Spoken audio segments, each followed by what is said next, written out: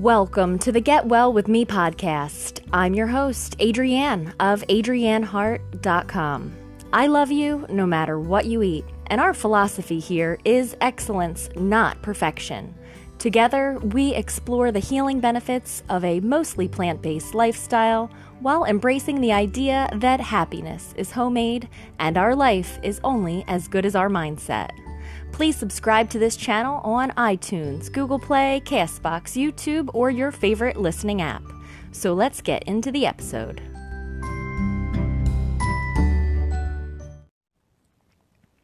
Hello, beautiful people. Today we are going to talk about the sad, sad love story of unrequited love. Have you ever been in a position where you're pining away for someone and they don't return the same feelings? Have you ever witnessed a relationship where one person has stars in their eyes and the other person could kind of like take it or leave it, so to speak?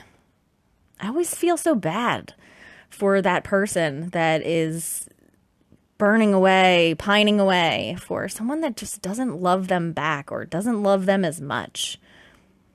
I always think, I wish they could see themselves the way that I see them and just put more value on themselves and just know that they're worth it and that they deserve to have someone that feels the same way, that carries the same torch, that has the same fire inside, the same passion, the same amount of appreciation. I'm not saying it has to always be perfectly equal, but I really have compassion for people who are not loving themselves enough to realize that they deserve better. And I have had unrequited love, but in my case, it's with a certain food item. So I love cheese, but cheese does not love me back. I sometimes even fantasize about cheese, and sometimes I even indulge in cheese. But I can tell you that cheese is not there for me the way that I need it to be when I'm trying to reach my target healthy weight. Cheese is not being my friend when I'm trying to balance my hormones and prevent eczema and pimples on my face. Cheese is always there, but cheese is using me. I'm not using it. Cheese is not helping me. When my stomach is rumbling and I'm having all kinds of digestive issues, cheese is not my friend. Just because it looks good and it tastes good and we have a lot of great memories together doesn't mean that I need to be in a serious relationship with cheese anymore. So, some time ago, cheese and I broke up completely, and I felt like I really had a handle on things. But I went on vacation a couple months ago, and I decided, maybe I could see cheese while I'm on vacation. So that's what happened. I saw some cheese while I was on vacation, and I really enjoyed it, and I was on vacation, and I deserved it. But now I'm home. And I notice there's a little bit of cheese sneaking in. And I notice the cheese is still not my friend. So I had a conversation and I said, look, cheese, I'm in control. I'm in the driver's seat. I'm only going to see you when I say. You do not get to live in my house, take up space in my refrigerator, or make up any significant portion of my diet. So I love cheese, but what has cheese ever done for me? So I decided just to straighten out the situation, and cheese and I are not going to see each other for a while. So I usually have a tremendously beautiful relationship with food, but I just want to confess and admit that cheese is one of those things that I kind of relied on as a food source. When I didn't know what to eat, I feel like cheese was always the go-to thing. But the truth is that it doesn't offer a lot as far as nutritional value goes. Now, yeah, it has some nutrition for sure, of course. It's got some protein, it's got some calcium, Maybe it has some salt. They're all great things.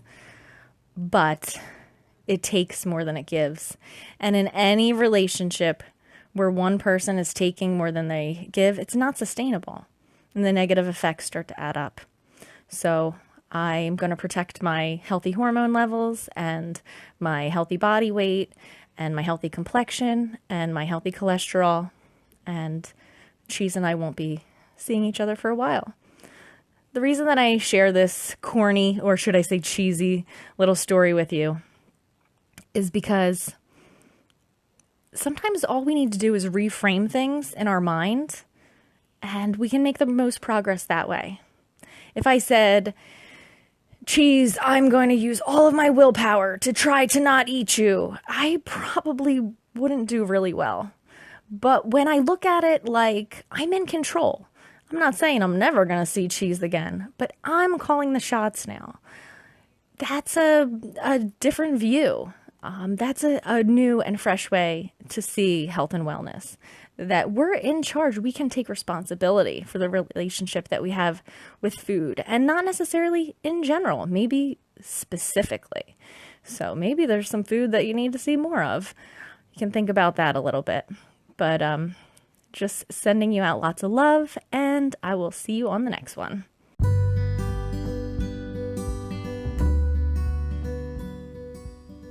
Before I go, I just want to say thank you for spending your time with me. As we change into a healthier version of ourselves, we can feel a sense of loss of our old identity, and fear that the people we surround ourselves with will reject us for changing. It can feel lonely and frustrating, like no one understands.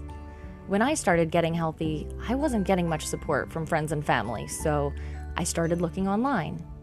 I came across so many radical, all-or-nothing approaches. I felt judged, alone, and even ashamed. If you can relate to this overwhelm, and you like the idea of striving for excellence, not perfection, then you have found a safe place with this podcast. If this message speaks to you, and you feel it could encourage someone you know, please share it with them. Remember to hit subscribe, and until next time, be well, because living healthy doesn't have to be hard, and we don't have to do it alone. I'll see you on the next one. In the meantime, shine brightly.